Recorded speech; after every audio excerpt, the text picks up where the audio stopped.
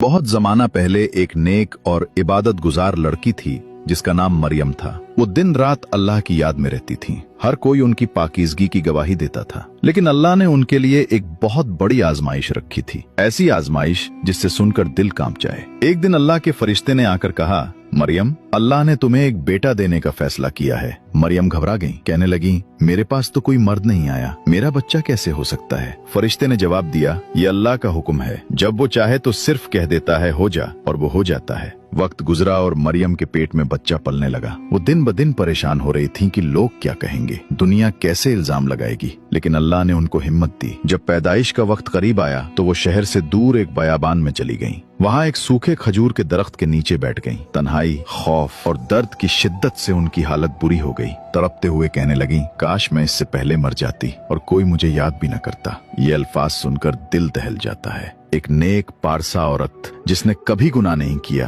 वो दुनिया के तानों से इतनी डर गई कि मौत की तमन्ना करने लगी। उसी लम्हे अल्लाह की रहमत नाजिल हुई। नीचे से एक आवाज आई, मरियम, गम न करो, तुम्हारे करीब एक चश्मा जारी कर दिया गया है। खजूर के दरख्त को हिलाओ, ताज़ा खजूरें तुम पर गिरेंगी। उन्होंने चश्मे का पानी पिया और खजूरें खाकर थोड़ी ताकत मिली। फिर बच्चा पैदा हुआ, हजरत ईसा। कुछ दिन बाद जब वो बच्चे को गोद में लेकर अपनी कौम के पास वापस आईं, तो लोगों ने शोर मचाया, मरियम, ये क्या है? तुम्हारे वालिद नेक आदमी थे, तुम्हारी माँ पाकीज़ा थी, ये बच्चा कहाँ से आया? ये अल्फाज तीर की तरह उनके दिल पर लग रहे थे, मगर अल्लाह ने पहले ही फरमा दिया था, तुम उनसे कुछ न कहना, सिर्फ इशारा करना। मरियम ने बच्चे की तरफ इशारा किया। लोग हंसने लगे, ये बच्चा कैसे बोल सकता है? और फिर अल्लाह के हुक्म से नन्हा ईसा झूले में बोल उठा, मैं अल्लाह का बंदा हूँ, उसने मुझे किताब दी है और नबी बनाया है। ये सुनकर सब लोग कांप गए। जिनको मरियम पर शक था वो हैरान रह गए कि एक नौमौलूद बच्चा कैसे अल्लाह की तौहीद और अपनी नबूवत का ऐलान कर सकता है। ये वाकया हमें बताता है कि अल्लाह जिसे चाहे इज्जत देता है।